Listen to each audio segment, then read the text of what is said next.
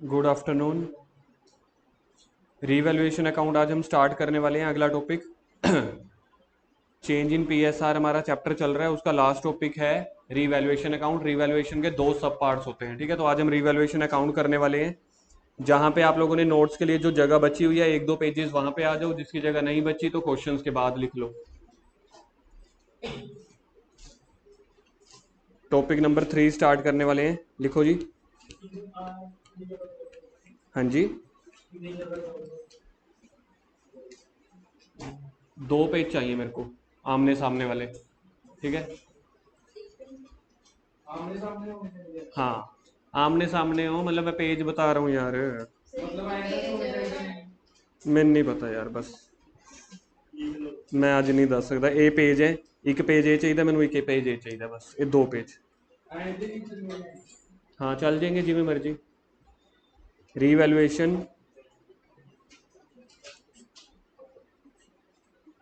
Revaluation of assets and liabilities,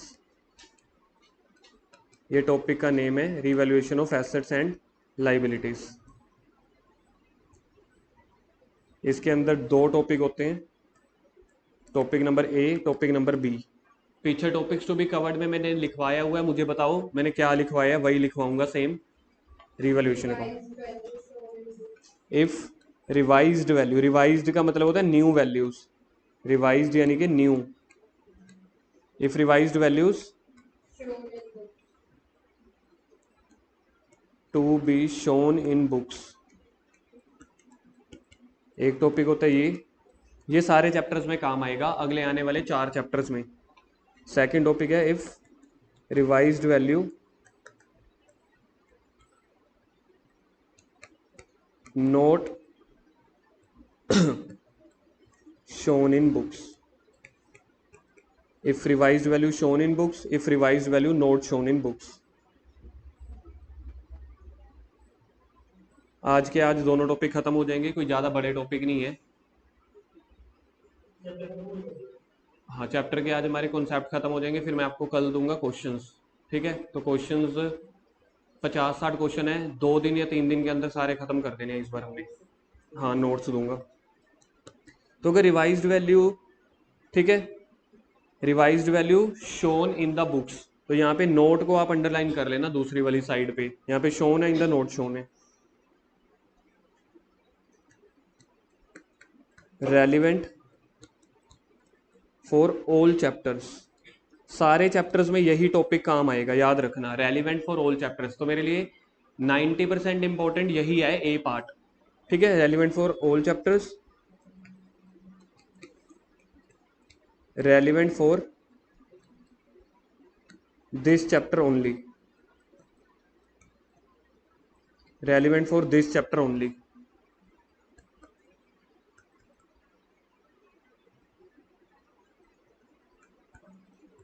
profit या loss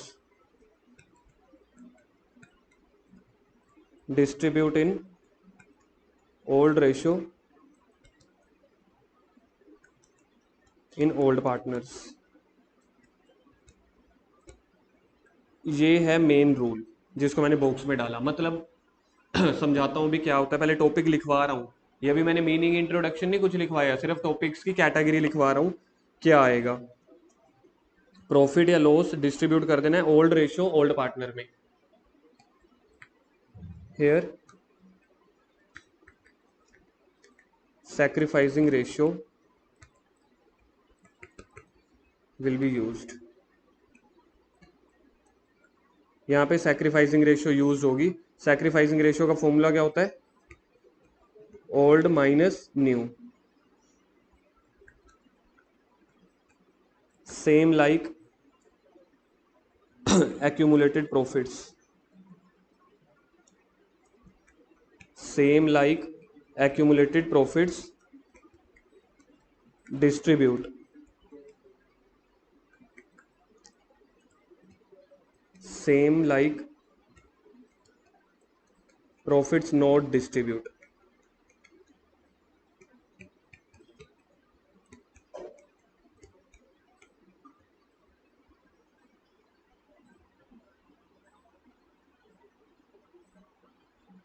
accumulated profits को distribute करते थे, किसी को जर्नल एंट्री याद है? बहुत साल हो गए किए हुए। टू पार्टनर्स कैपिटल अकाउंट, तो यहाँ पे भी यही करना है, profit account debit to partners capital account. और नोट टू बी शोन में हम क्या करते थे? सैक्रिफाइसिंग रेशियो निकाल के गेनिंग टू सैक्रिफाइस करते थे ना, तो यहाँ पे गेनिंग टू सैक्रिफाइस।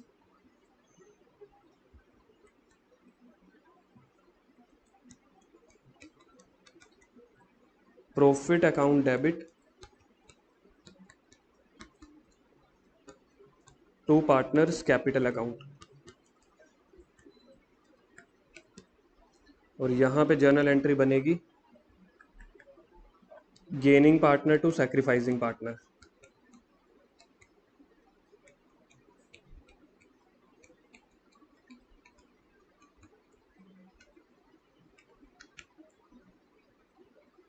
यहाँ पे एंट्री बनेगी gaining partners account debit to sacrificing partner. Note to be distribute में हमेशा यही करते होते थे हम।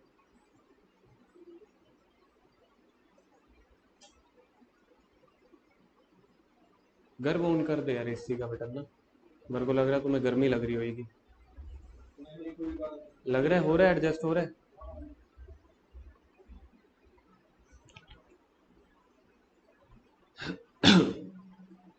याद रखना, अभी मैंने सिर्फ हेडिंग लिखवाई है, लेकिन हेडिंग के अंदर ना मैंने पूरा का पूरा कॉन्सेप्ट करवा दिया। इसी एक हेडिंग्स के अंदर ना, फ्लो चार्ट के अंदर अंदर जो जो यूज होने वाला है मैंने सारा कुछ करवा दिया है। अभी आपको ये रेलिवेंट नहीं लग रहा होगा क्योंकि हमने रिवैल्यूएशन का टॉपिक अभी किया नहीं है, लेकिन जब ये टॉपिक हो जाएगा ना, कल को रिवाइज करने लगोगे, ठीक है, तो इसी एक हेडिंग में ही 2 मिनट में आपका सारा टॉपिक रिवाइज हो जाया करेगा। अब सुन लो जी क्या टॉपिक है हमारा, revaluation of assets and liabilities. क्या मैंने यहाँ पे revaluation of income and expenses लिखा है? अब अगली 3-4 लाइनें बोलने वाला हूँ, उसके बाद सुनूंगा, सुनाया तो ठीक है, नहीं तो दोबारा से, तो ध्यान से सुन लेना अगली 3-4 लाइनें। पहला टॉपिक क्या था चैप्टर का? Treatment of goodwill. याद है पहला टॉपिक क्या था इस चैप्टर का? ट्रीटमेंट ऑफ गुडविल, जिसको हम सैक्रिफाइसिंग रेशियो में बांट रहे थे, gaining to sacrifice. Second topic था एक्यूमुलेटेड प्रॉफिट्स, उसका फर्स्ट पार्ट था डिस्ट्रीब्यूट, सेकंड था नोट डिस्ट्रीब्यूट। डिस्ट्रीब्यूट को हम बांट रहे थे ओल्ड पार्टनर्स ओल्ड रेशियो में, नोट डिस्ट्रीब्यूट को हम बांट रहे थे सैक्रिफाइसिंग रेशियो में, सेम गुडविल की तरह, gaining account debit to sacrificing, बिल्कुल सेम गुडविल वाला टॉपिक चल रहा था। थर्ड टॉपिक है फिर से रीवैल्यूएशन। देखो ऊपर मैंने क्या बांटा था? एक्यूमुलेटेड प्रॉफिट्स या लॉसेस, यहां पे मैं बांट रहा हूं revaluation of assets and liabilities, यानी कि प्रॉफिट और लॉसेस जो थे वो सेकंड पॉइंट में खत्म हो गए। कहने का मतलब जब भी प्रॉफिट शेयरिंग रेशियो चेंज हो रही है, रिकॉन्स्टिट्यूशन हो रहा है बिजनेस में, तो प्रॉफिट और लॉसेस को मैंने सेकंड पॉइंट में खत्म कर दिया। अब बिजनेस में कोई प्रॉफिट या लॉस नहीं पड़ा, अब बाकी बिजनेस में बचा हुआ है बैलेंस शीट, एसेट्स या लाइबिलिटीज। तो जब मैं रिकॉन्स्टिट्यूट कर रहा हूं बिजनेस, रिकॉन्स्टिट्यूशन याद है वो 6 स्टेप्स, किसी भी तरीके से admission, retirement, sale of the business, ये वो चीजें, तो चेंज इन पीएसआर भी रिकॉन्स्टिट्यूशन है। तो रिकॉन्स्टिट्यूशन के टाइम का ना एक रूल होता है, वो रूल कहता है कि आज की मार्केट वैल्यू के हिसाब से हम गुडविल निकालेंगे। तभी तो मैंने जो गुडविल निकाली थी, गुडविल ऑफ द फर्म, तो आज निकाली थी, उसको गेनिंग सैक्रिफाइस रेशियो में बांट दिया था। डिंपल सुन ले, तो मैंने प्रॉफिट और लॉसेस, देखो बिजनेस में ना दो ही चीजें रह जाती हैं लास्ट में, एक प्रॉफिट एंड लॉस अकाउंट, दूसरा balance sheet. Profit and loss में प्रॉफिट या लॉस शो हो रहा होगा, वो मैंने सेकंड पॉइंट में बांट दी है ना। अब क्या बच गई? Balance sheet. बैलेंस शीट में क्या क्या शो होता है? पहले क्या आता है बैलेंस शीट में? पहले क्या आती है? Liabilities rupees, assets rupees. तो लाइबिलिटीज और एसेट्स की बंटवारा करना है, लेकिन लाइबिलिटीज और एसेट्स का बंटवारा नहीं करते क्योंकि बिजनेस बंद नहीं हो रहा, सिर्फ रेशियो चेंज हो रही है। तो रेशियो चेंज होने से किसी को पहले शेयर कम मिल रहा था, किसी को ज्यादा मिलने लग जाएगा, किसी को ज्यादा मिल रहा था कम मिलने शुरू हो जाएगा। तो वो क्या करेंगे, सारी एसेट्स और लाइबिलिटी की ना आज की मार्केट वैल्यू निकालेंगे, क्योंकि हम पीएसआर आज चेंज कर रहे हैं ना। तो एसेट्स और लाइबिलिटीज, तो हो सकता है कोई एसेट ऐसी है जो 10 साल पुरानी है, कोई 20 साल पुरानी है, तो उसका रोल थोड़ी है। जब कॉन्स्टिट्यूशन आप आज कर रहे हो, बिजनेस में चेंजेस आज कर रहे हो, तो एसेट और लाइबिलिटी की वैल्यू भी आज की निकालो। तो आज की वैल्यू निकालेंगे, कोई एसेट्स आपकी महंगी हो चुकी होगी। एग्जाम्पल मेरे को बताओ, 10 साल पहले मैंने लैंड लिया होगा, 10 साल पहले लैंड, तो 10 साल के बाद आज उसकी वैल्यू बढ़ गई होगी या कम हो गई होगी? मतलब सुन रहे हो, गोल्ड की वैल्यू बढ़ गई होगी, शेयर्स की वैल्यू कम भी हो सकती है, ज्यादा भी, डिपेंड करता है। अच्छा, टीवी लिया हुआ था, टीवी की वैल्यू कम होगी होगी, डेप्रिशिएट होगी होगी। एसी की वैल्यू, जो मैंने बिल्डिंग का बिल्डिंग बिल्डिंग नहीं बोल रहा, बिल्डिंग का पेंट या समझ लो कंस्ट्रक्शन करवाई है, उसकी वैल्यू कम होगी होगी। क्योंकि पहले आपने नए लगाए थे पुरानी। लैंड की वैल्यू, जगह की। आप सोच रहे हो आपने कितना टेक्निकल जवाब दिया है। लैंड की वैल्यू बढ़ रही है, बिल्डिंग की वैल्यू कम हो रही है। क्योंकि बिल्डिंग तो देखा जाए दिनों दिन पुरानी होती जा रही है, आउटडेटेड भी हो सकती है, लेकिन लैंड कभी ना घिसती है ना कुछ। किसी बंदे ने अगर लैंड लेनी है, हमेशा उसके रेट बढ़ते ही है।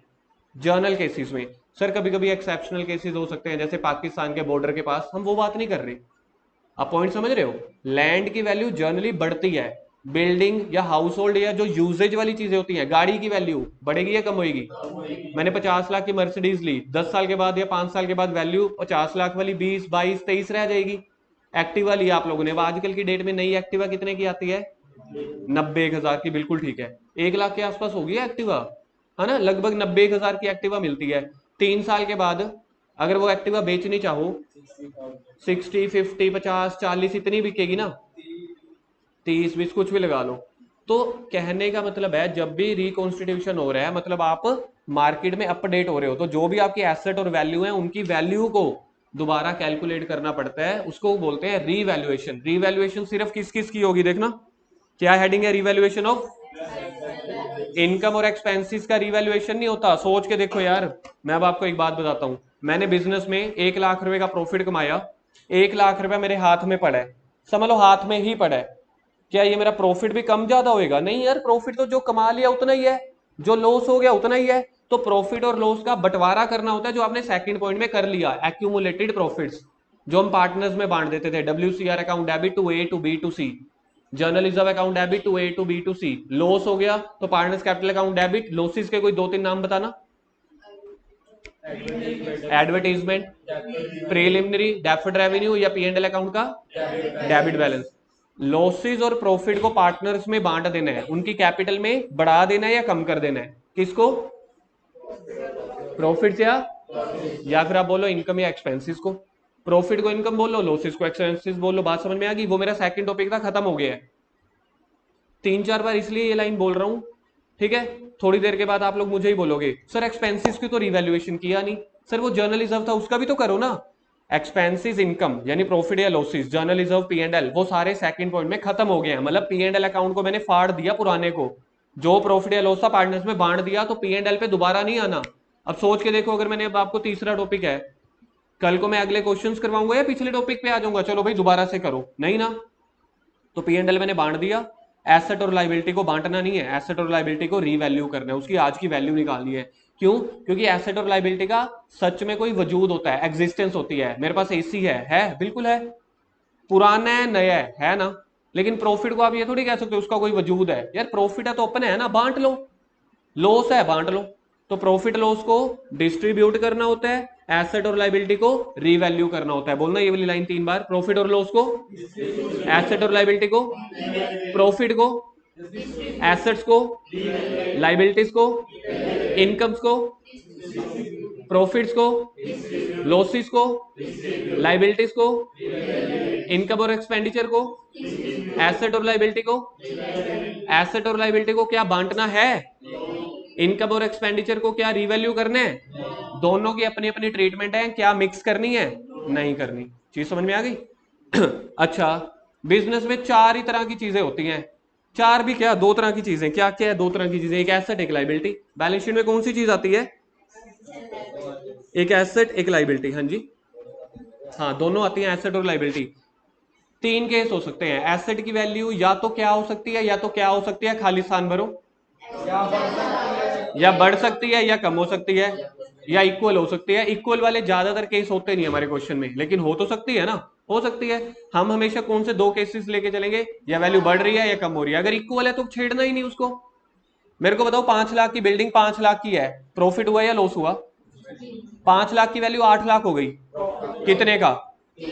3 लाख से बिजनेस की वैल्यू बढ़ गई या कम हो गई? तो जब भी वैल्यू बढ़ेगी तो एसेट को डेबिट कर देना है। सर क्रेडिट किसको करेंगे? रिवैल्यूएशन को, ठीक है। किसी लाइबिलिटी की वैल्यू कम हो सकती है कि ज्यादा हो सकती है? दोनों हो सकती है, कम भी हो सकती है ज्यादा भी। लाइबिलिटी की वैल्यू बढ़ गई, प्रॉफिट है कि लॉस है?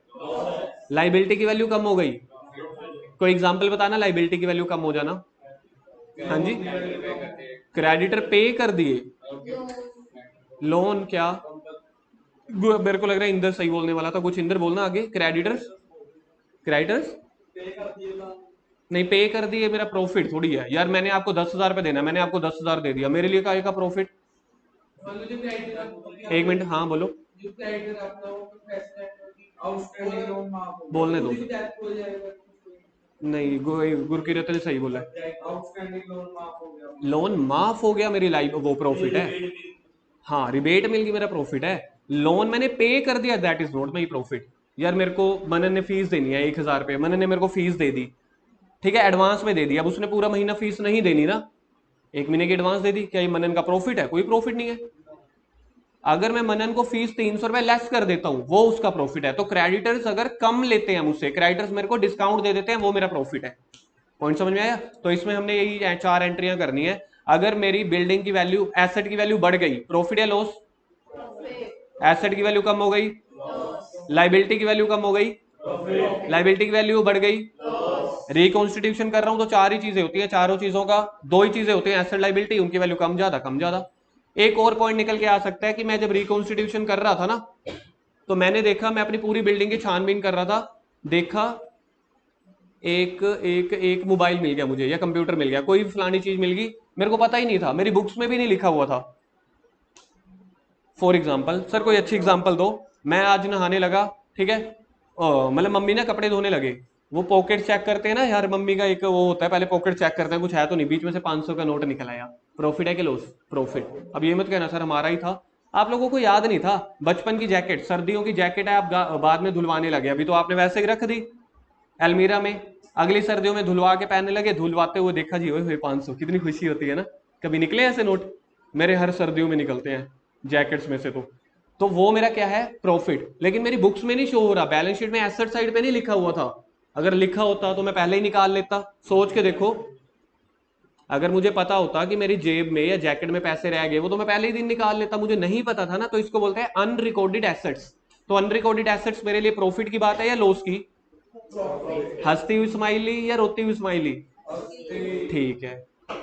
एक ऐसा था, जब मैं रिकॉन्स्टिट्यूशन कर रहा हूं, ठीक है, रिकॉन्स्टिट्यूशन करते हो ना, मेरे द्वार पे, मेरे दरवाजे पे एक बंदा आ गया, कहता आपने मुझसे लोन लिया हुआ था। मैं कहा मैंने तो नहीं लिखा हुआ अपनी लाइबिलिटी में। कहता देखो आपके साइन किए हुए हैं। मैं कब की बात है? वो 2-2.5 साल पुराने, आपने कहा था 2-3 सालों के बाद ले लेना। अच्छा हाँ यार साइन, अब मेरे को याद आ गया, अब मेरे को उसको पैसे पे करने पड़ेंगे। अच्छी बात है गंदी बात? प्रॉफिट हो रहा है कि लॉस हो रहा है? मेरे को पता नहीं था, मेरी लाइबिलिटी में लिखा नहीं हुआ, क्योंकि मैं भूल गया था। इसको बोलते हैं अनरिकॉर्डेड लाइबिलिटी। तो टोटल 6 तरह की ट्रांजेक्शन होने वाली है। एक होती है एसेट्स की वैल्यू बढ़ गई, कम हो गई, या अनरिकॉर्डेड एसेट मिल गई। लाइबिलिटी की वैल्यू बढ़ गई, कम हो गई, या अनरिकॉर्डेड लाइबिलिटी मिल गई। फिर लास्ट में मैं नटशल निकाल लूंगा कि मेरे को प्रॉफिट कितना हुआ है, मतलब मेरी कौन कौन सी जगह पे मेरा प्रॉफिट हुआ है एक जगह लिख दूंगा, कौन कौन सी जगह मेरा लॉस हुआ एक जगह लिख दूंगा, प्रॉफिट और लॉस निकाल दूंगा। सर सीधा कह दो ना, trading and profit and loss account बनाने हैं। Trading and profit and loss account कौन सी कक्षा में बनाते थे? +1 में। टीपीएल अकाउंट याद है? डेबिट साइड के आते थे सारे, क्रेडिट साइड के आते थे। क्रेडिट साइड पहली आइटम कौन सी आती थी? क्रेडिट साइड पहली आइटम बाय सेल्स, सेल्स के नीचे उसके बाद ग्रोस प्रॉफिट आ जाता था, या फिर बाय वाली साइड इंटरेस्ट रिसीव, मतलब यही है same. Trading and profit and loss account का नाम चेंज करके नाम बन गया रिवैल्यूएशन अकाउंट। तो रिवैल्यूएशन अकाउंट में क्या करना है? क्रेडिट साइड सारे इनकम्स लिख देना, डेबिट साइड सारे खर्चे लिख देना। अगर मेरी इनकम ज्यादा हुई तो रिवैल्यूएशन का प्रॉफिट हो गया, अगर खर्चे ज्यादा हुए तो रिवैल्यूएशन का लॉस हो गया। जो भी प्रॉफिट है लॉस बचा पार्टनर्स में बांट देना। कैसे बांटेंगे? Revaluation profit account debit to A to B to C. Revaluation profit account debit, ये देखो ये एंट्री देख लो, revaluation profit account debit to A to B to C. Old partners old ratio में, क्योंकि पुराने पार्टनर्स की एसेट लाइबिलिटी थी तो पुराने में बांट देंगे। सर अगर ना बांटना हो तो फिर ये सैक्रिफाइसिंग रेशो वाला कर लेंगे कि किसको गेन हुआ है किसको सैक्रिफाइस हुआ है। ठीक है, करो journal entries of revaluation.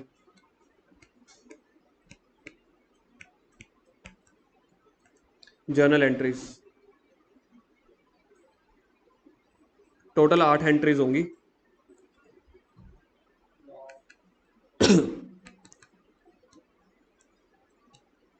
If value of asset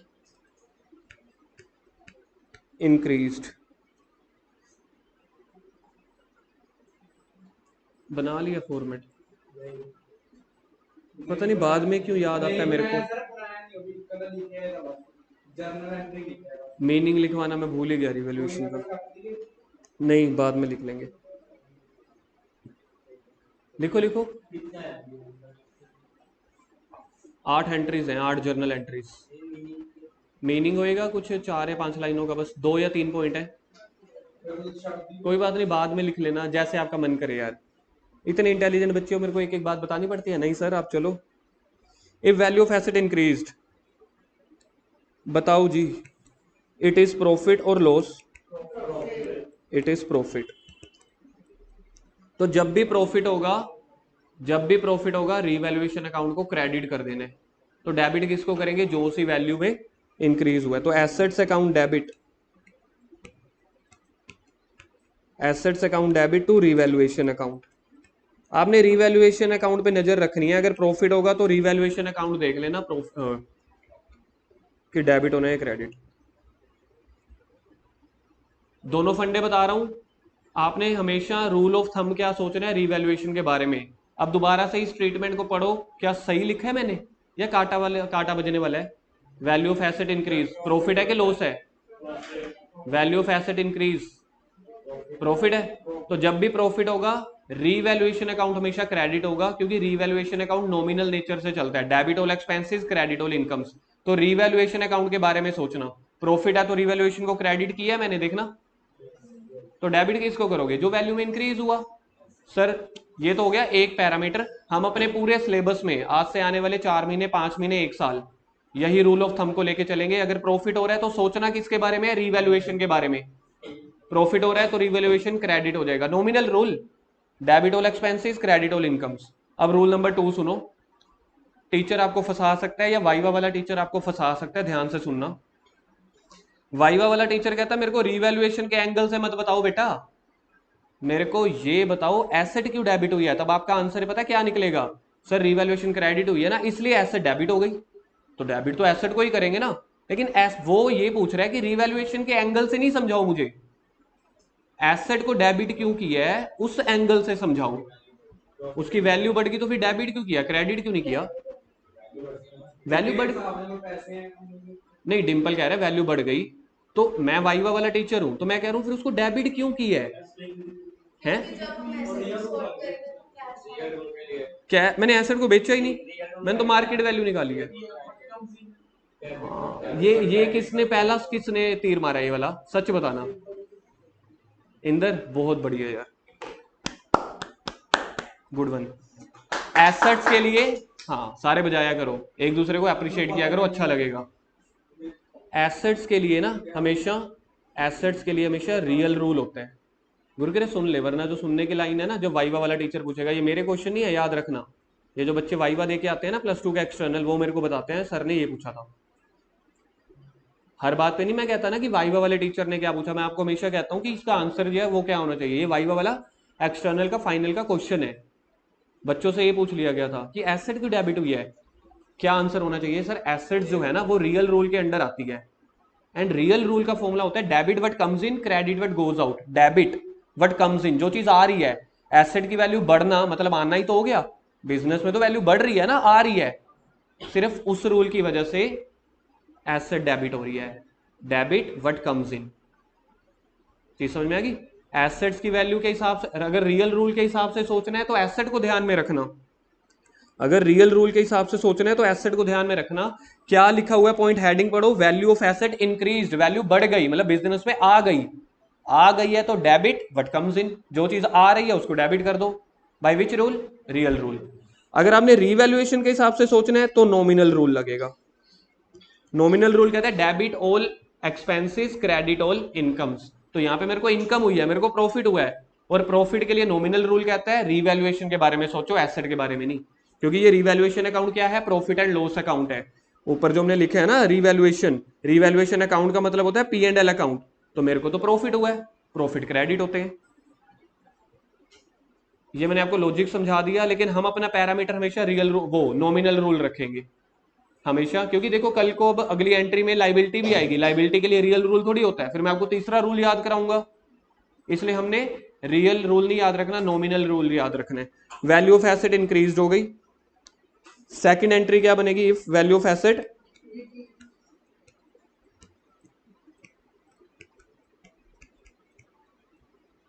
if value of asset decrease, profit हुआ है कि लॉस हुआ है, इट इज, ये जो मैं लिख रहा हूं इट इज प्रॉफिट लॉस लिखना है, it is loss. Nominal rule सोचो, नॉमिनल रूल मतलब रीवैल्यूएशन डेबिट होगा या क्रेडिट होगा, रीवैल्यूएशन अब डेबिट होगा। रीवैल्यूएशन अकाउंट क्या है, पी एंड एल है, तो मेरे को लॉस हुआ है तो डेबिट कर दो, revaluation account debit to asset. अच्छा अब इससे वैल्यू, एसेट की वैल्यू बढ़ी है या कम हुई है, मतलब वैल्यू बिजनेस में एसेट आई होगी या खत्म हुई होगी, तो क्रेडिट व्हाट गोज आउट, जो जा रही है उसको क्रेडिट कर दो रियल रूल के हिसाब से। एंट्री नंबर 3 क्या हो सकती है, थर्ड, एसेट्स की मैंने दोनों पॉइंट लिखवा दिए, अब लाइबिलिटी के, इफ लाइबिलिटी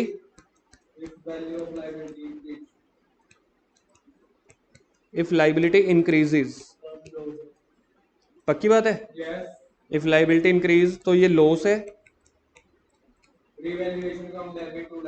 बहुत बढ़िया।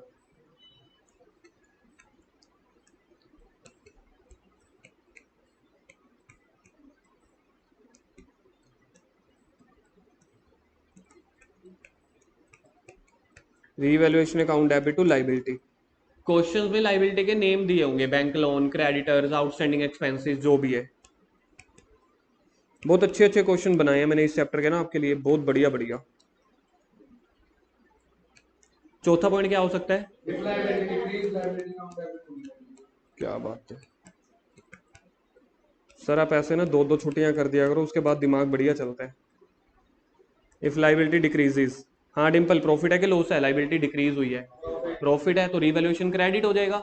रीवैल्यूएशन का एंगल सोच लिया करो, ठीक है, किस चीज में प्रॉफिट हो रहा है, लाइबिलिटी में, तो ऊपर आ जाएगा लाइबिलिटी अकाउंट।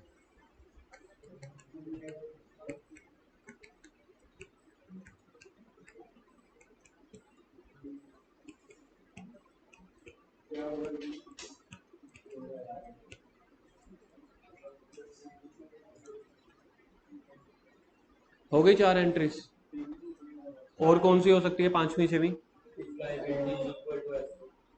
इक्वल इक्वल का, इक्वल की कोई एंट्री नहीं होती। Hmm, if there is unrecorded asset,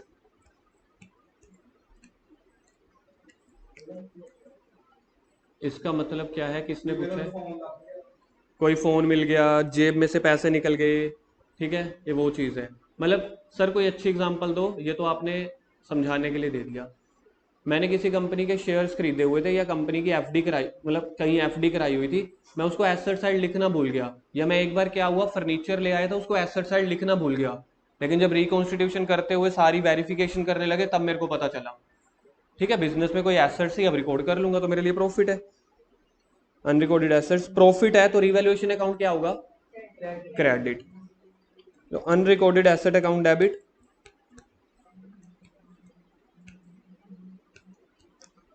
आप हमेशा रिवैल्यूएशन को सोच लेना, प्रॉफिट है तो रिवैल्यूएशन को क्रेडिट कर देना।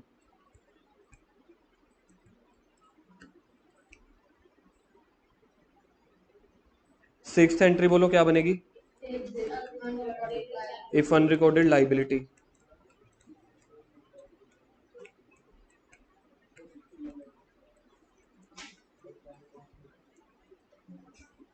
इंद्रजीत बताना अनरिकॉर्डेड लाइबिलिटी है, प्रॉफिट हुआ कि लॉस हुआ, लॉस हुआ तो रिवैल्यूएशन अकाउंट क्या हो जाएगा, रिवैल्यूएशन अकाउंट डेबिट हो जाएगा। मनन आपको समझ आ रहा है, हाँ डिम्पल।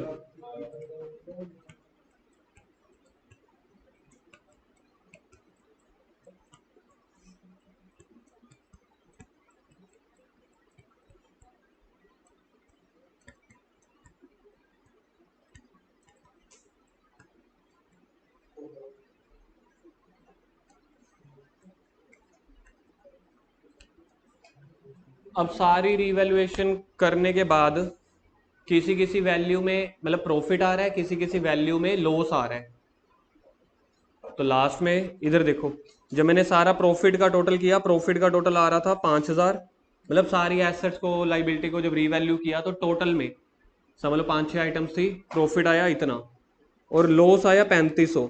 अल्टीमेटली क्या बना, ये टोटल प्रॉफिट है, ये टोटल लॉस है, नेट में क्या बना, नेट प्रॉफिट कितना 1500। तो ये 1500 पार्टनर्स में बांट देना है, जितना भी प्रॉफिट बच रहा है या लॉस बच रहा है पार्टनर्स में बांट देना है। न्यू तो बेटा अभी शुरू ही नहीं हुआ ना, अभी तो ये रिकॉन्स्टिट्यूशन का टाइम चल रहा है, चेंज कर रहे हैं अपन, तो अभी तक तो न्यू शुरू ही नहीं हुआ, इसके बाद ही तो नया शुरू होएगा।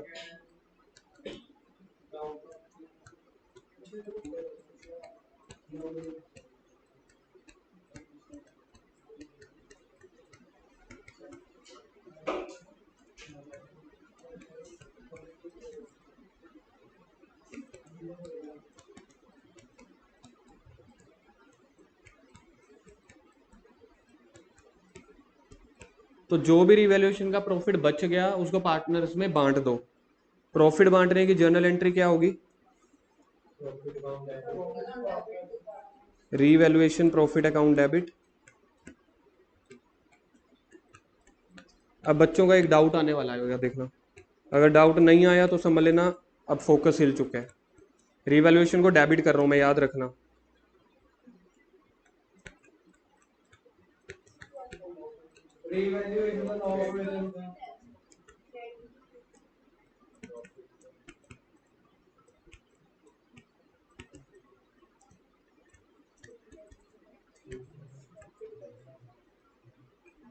अभी पता चल जाएगा किसके कॉन्सेप्ट स्ट्रॉन्ग हैं या किसके कॉन्सेप्ट सिर्फ मेरे बोलने पे चल रहे हैं। क्या ये एंट्री ठीक लग रही है? प्रॉफिट हुआ ना, मतलब फिर मैं प्रॉफिट में रिवॉल्यूशन को डेबिट कर रहा हूं, जबकि मैं पिछले 15 मिनट से समझा रहा हूं। चीज समझ में आ गई? प्रिया बिल्कुल ठीक बोल रहे हो, गर्व बिल्कुल ठीक बोल रहे हो। जो मेरी ट्रांजैक्शन है, हाँ ट्रांजैक्शन जो मेरी हुई है ना, जो मेरी ट्रांजैक्शन हुई है वो तो 6 तक की हुई है, वहां पे प्रॉफिट या लॉस आ रहा था तो नॉमिनल रूल चल रहा था। मेरी अब सारी ट्रांजैक्शन खत्म हो गई यार, अब तो मैंने वो देखा कि बच क्या गया, जो बच गया उस प्रॉफिट को कैंसिल करके पार्टनर्स में बांट दो। तो 7th एंट्री में मेरा प्रॉफिट हुआ नहीं है, प्रॉफिट बांटा है।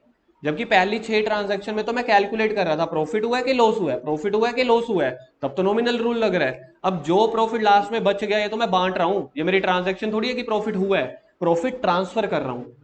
पहली 6 एंट्री तक प्रॉफिट या लॉस कैलकुलेट कर रहे थे, अब प्रॉफिट को डिस्ट्रीब्यूट कर रहे हैं। एंट्री नंबर 8,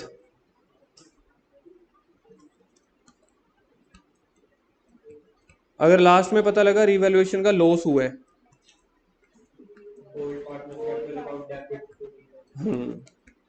ओल्ड पार्टनर्स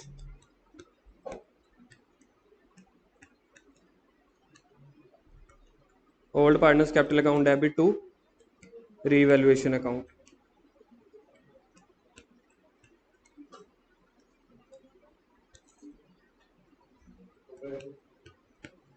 इसके बाद बनेगा रीवैल्यूएशन अकाउंट, इसी को अपन बोलते हैं P&L account.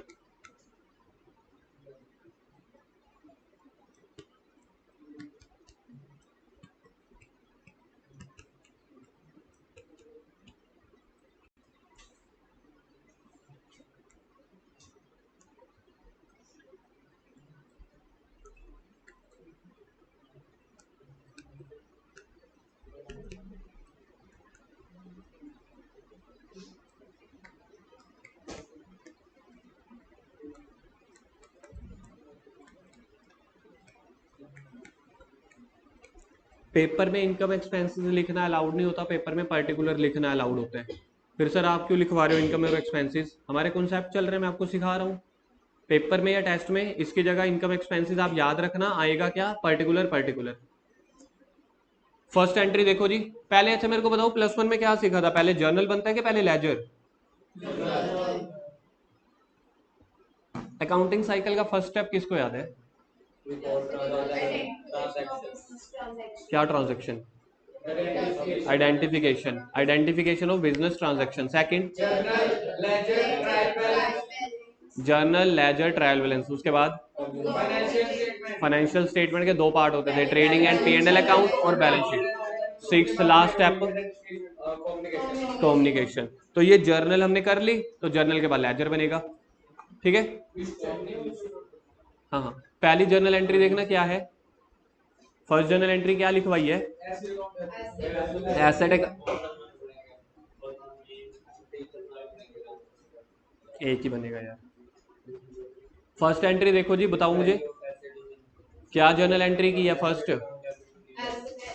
Assets to revaluation. तो पहली एंट्री में देखो है,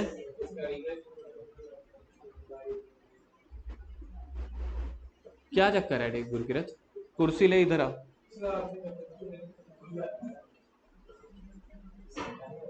अच्छा भला आज तेरा दिमाग चल रहा है, फिर तो अपना दिमाग इधर इधर इधर।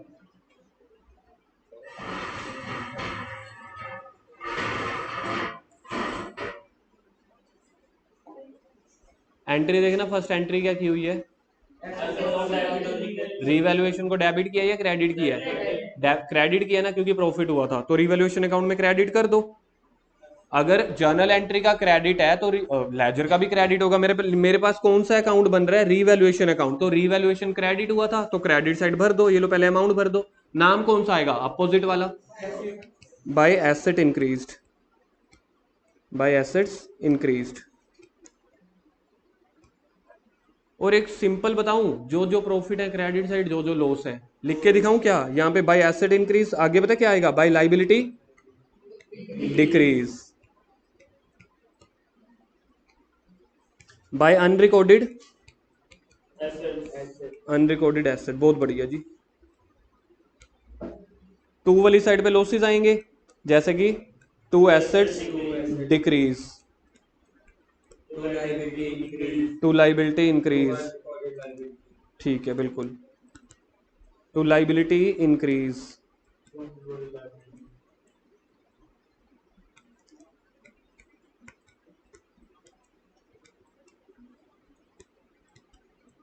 To unrecorded liability. अच्छा, मैंने प्रॉफिट्स देखना किस तरफ लिखे हैं, क्रेडिट वाली साइड। प्रॉफिट्स देखो यहाँ पे लेजर में क्रेडिट वाली साइड लिखे हैं, तो अगर मेरा क्रेडिट का टोटल ज्यादा है और एक्सपेंसेस का टोटल कम है तो रिवैल्यूएशन प्रॉफिट आ जाएगा, टू रिवैल्यूएशन प्रॉफिट। याद रखो इसी साइड तो to gross profit net profit भी निकालते थे, यार वही है, ग्रोस प्रॉफिट नेट प्रॉफिट ही चल रहा है, नाम बस रिवैल्यूएशन पड़ गया। तो टू रिवैल्यूएशन प्रॉफिट, तो इधर आ जाएगा ए बी सी, यहाँ पे टोटल प्रॉफिट आ जाएगा बाहर, फिर ए बी सी का कितना हिस्सा बनता है वो बांट देंगे। अगर बाय वाली साइड बच गया तो बाय रिवैल्यूएशन लॉस। खत्म हो गई 8 एंट्रीज, ए बी सी।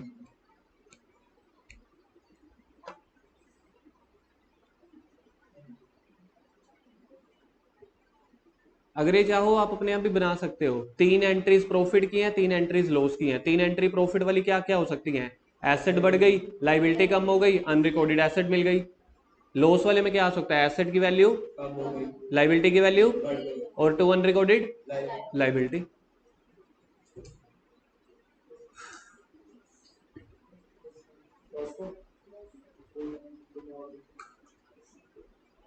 तो सीखो यार मेरे से।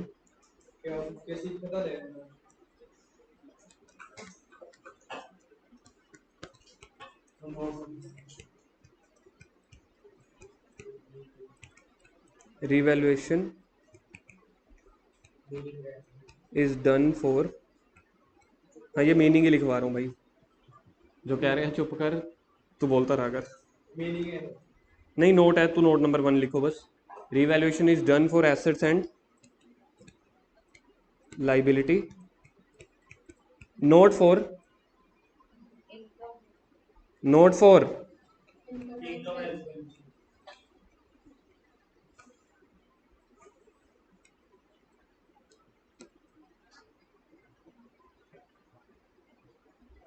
रिवैल्यूएशन।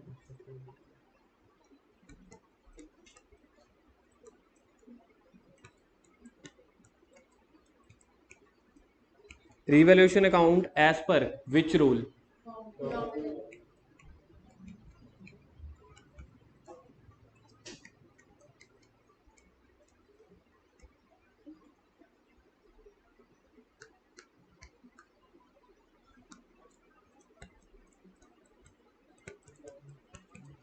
अच्छा, ऑल प्रॉफिट्स देखें, पता चलता है।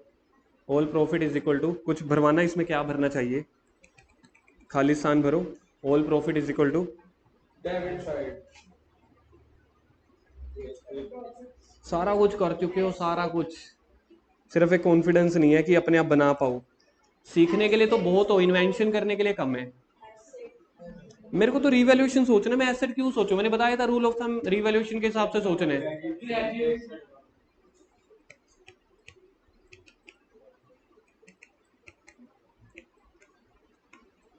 15-16 बार करवा चुका हूँ, लेकिन सर हम सिर्फ वही आपको बता सकते हैं जो आपने करवा दिया हो, है ना।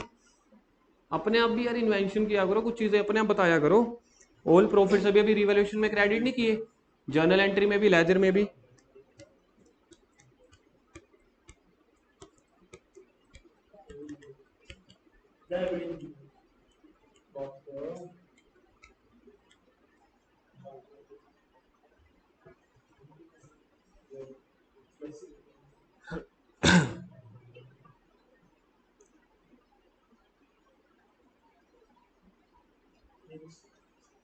थ्री का ये खत्म हुआ है अभी तो, ये जो ऊपर लिखा था ना हमने, बी का पीएस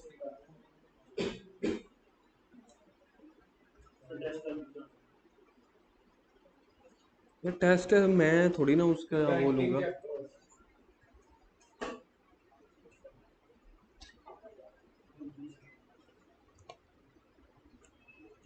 आगे topic number 3B।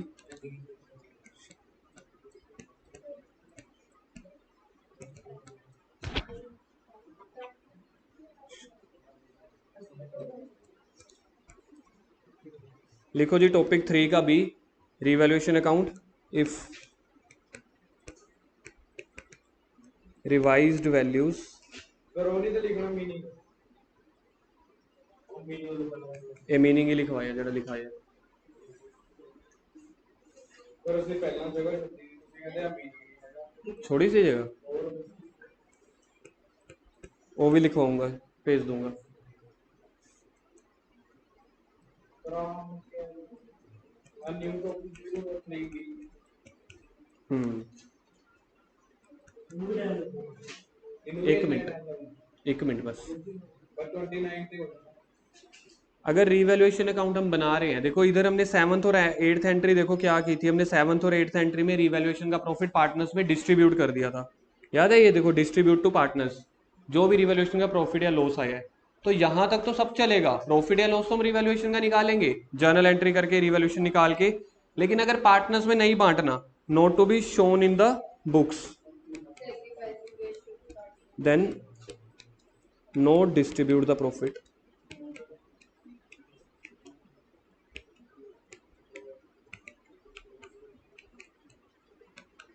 To partners, but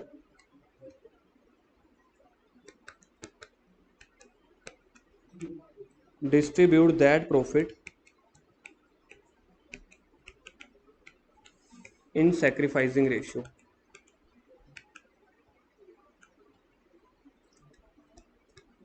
same as goodwill topic. Step 1,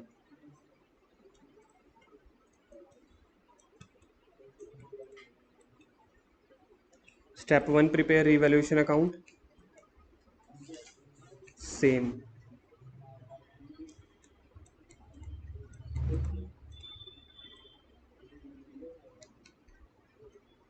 and calculate profit या loss of revaluation.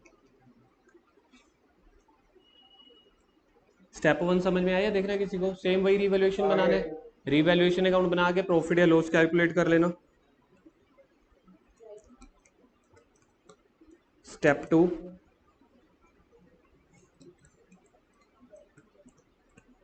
Find sacrificing ratio. Sacrificing ratio का फॉर्मूला बोलो जी। Old minus new